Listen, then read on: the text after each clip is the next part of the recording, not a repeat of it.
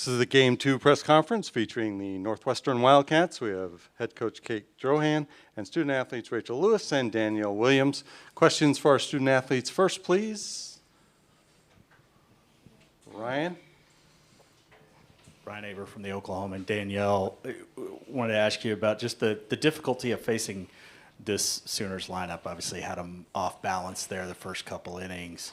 Just how tough does it make it when they're as deep as they are? And obviously it seems like every pitch almost has to be, right on the money.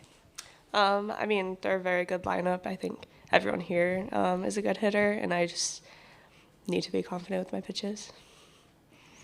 Is the reality of it different than just preparing for it, though, and how big of a difference is that? I feel like I can just stick with how I'm preparing and just go out there and fight. Noah? Rachel, can you describe the feeling after you hit that home run? Pretty good. I mean, I like hitting home runs because I think it gets the team going, and it definitely did. I think a few people got on after that, and it was a good little spark, and I think we needed to ride it a little more, and it felt really, really cool to kind of hit one at the World Series. Thank you. This is for both Danielle and Rachel.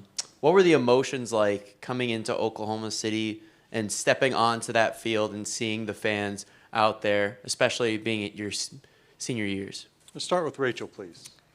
It was an awesome crowd to play in front of. I think there was a lot of neutral fans out there too, just softball fans in general, so it was really cool to play in front of them.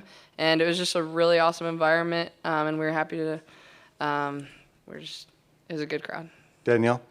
It was really exciting to be there, and to have so many alumni there was really awesome. Clay? Yeah, Danielle, OU was in here talking about adjustments and sort of adjusting to your changeup. And my question is, could you sense their approach just changing on a dime? I thought they might have been sitting on that pitch by the end of the third. Yeah, I think I knew they were going to adjust at some point throughout the game, and I just needed to stay on top of it. But All right, let me go to this one. We have Ben Chasen. Ben Chasen? Yeah, Danielle, obviously, I mean, you've had a successful season and many more good starts than rough outings. But just how have you kind of bounced back throughout the season? Obviously, you kind of had those two rough starts in Minnesota, and then kind of went on that run both in the regional and then against ASU. How can you kind of use what you learned coming off of that to kind of prepare for a short turnaround until tomorrow? I think just knowing how much my team has my back and that they're going to be behind me no matter what. Go back here. Hi, Danielle. How much does having played UCLA earlier in the season impact the way that you're approaching this game tomorrow against them? I mean, it's helpful, but we both have changed, I feel like, throughout the season. So, yeah. Anything else? Yeah, back here. Go ahead. This is for either Rachel or Danielle or both of you. As two leaders on this team, how do you prepare your team for tomorrow and bouncing back on such a short time period? Start with Rachel, please. I think all eyes are on the game tomorrow now, and we got to put that one behind us. And we're going to do everything we can to win that game tomorrow. It's going to be a battle, and we're ready for it. We've been ready for it all year, so we're excited. Danielle? Yeah, I think we're excited just to come together as a team again and just focus on tomorrow. Anything else? All right. Thank you. Rachel, Danielle, thank you very much for your time. We appreciate it. Thanks, you guys. Questions for Coach, please? Noah? Coach, just seeing the number 13 up there for an opponent, that's the most that anybody scored against you guys this season. Does something like that, when they pile on the runs the way they did today, does that motivate you guys further to try to get back to face them again and change the story that time? I think it definitely lights a fire, and especially the way, we would give them a couple of bases and then they capitalized on it. We talked as a group after the game, just talking about how to play better softball in that moment, and if you do make a mistake, you've got to get the next out. And really challenged them to be a little bit tougher, like we've been all year, like we were last weekend. So we know how to do it. It's a matter of bringing it to the table now. Eric? Coach, I wanted to ask you just about that third inning. We're just trying to overcome those first 6 batters. They really were able to pass the bat. Just can you talk about what was going through your mind as a coach and just what needed to be done to really kind of slow them down? Well, you're right. We needed to slow them down. They squared up the ball pretty well to start the inning, and then they got a couple of ground ball hits and a walk, and then the big hit, right? And at that point, we hadn't gotten an out yet. So that's where we've got to challenge our leaders. We've got to challenge everybody on the field to slow the game down and to simply focus on getting the next out. Back here. Coach, we know it's important for the, Rachel and Danielle to have each other's back, and of course the team to have each other's back. But they also talked about, the fan base and alumni here. How important to you is that, alumni and fan support coming down to OKC? So, I looked up in the stands today and I saw generations of softball players, and you have Sharon Drysdale in the stands today. So you have 4+ decades of this softball family who have come together to support our program, to support the women in uniform right now. To me, that's everything. That's what it's all about. And to see them bring their children back and to have their kids look up to the women on our team now. We spend a lot of time getting better at softball, but we spend even more time preparing them for life and preparing them for the challenges that they experience after college. And they're so invested and so connected that I think that's it's very, very meaningful to me.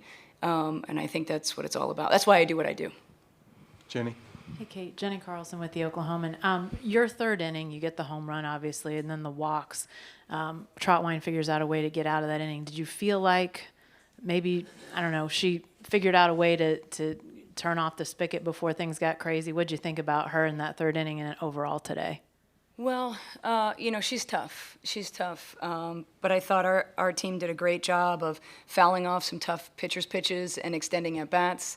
And after a home run, getting a rally again is big. But I felt like we let her off the hook a little bit.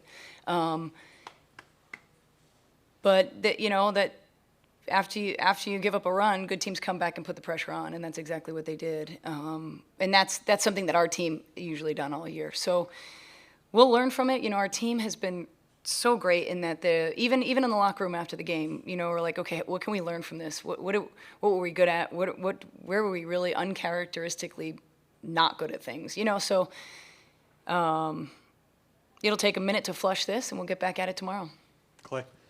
Yeah, about Oklahoma's third inning, and I presume you call pitches or an assistant calls pitches from the dugout? Yes. So my question then is, how do you go about, or what is the challenge as a pitch caller to try to keep them off balance? Because it did seem like you did for a couple of innings, and then suddenly you didn't. How do you go about making those patterns, whatever the pitches are? Well, it's a pretty complicated, or we scout. I'll give you the short version. Great. It's real simple. It's two things. You got to execute the pitch, and then you've got to stay one pitch ahead of them. It's a combination of those two things. And if either one break down, you're gonna give up some bases, and that's what we did. Over here. You kept Danielle in some pretty tight situations in the last series against Arizona State. This time, when the runs started pouring in, you decided to take her out in the third, fourth inning and bring in Lauren and Sydney, knowing that there is the potential of a game tomorrow and a few more down the line if this team is to make the College World Series final. What made this situation different? Why did the pitching switch occur this time? We took Danielle out because that inning was so long, and she needed a break, a physical break and an emotional break.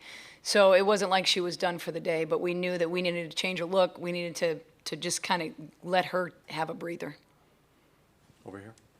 Coach, what did it mean to you to see Rachel and the rest of the seniors on this team who've put 4 or 5 years into this program to finally take the field in Oklahoma City today? It's great. It's great, and it's been a great week here, for sure. But if you ask our team, they want to win here, So that's what they're feeling right now. Ben Chasen? Yeah, Coach. I think they asked Patty about whether it was kind of beneficial to see a team that they've seen earlier in the year in Texas. How beneficial is it to kind of go into this elimination game, already having faced UCLA earlier this season? And is the idea when you set some of those more challenging early season competitions up that you'll be preparing yourself down the stretch to have already faced these opponents?